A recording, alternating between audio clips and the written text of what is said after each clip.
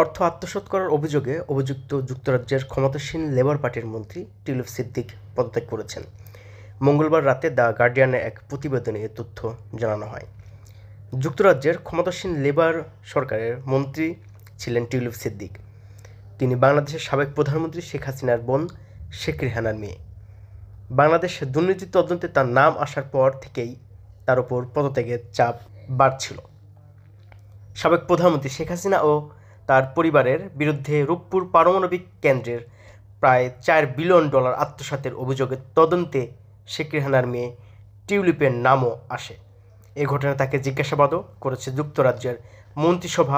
তারই অংশ হিসেবে যুক্তরাজ্যের অর্থ মন্ত্রণালয়ের অর্থনীতি বিষয়ক মিনিস্টার টিউলিপ সিদ্দিককে তার মন্ত্রিত্বের দুর্নীতি বিরোধী দিকগুলো থেকে দূরে থাকার আহ্বান জানায় ইউকে অ্যান্টি কারাপশন কোয়ালিশন।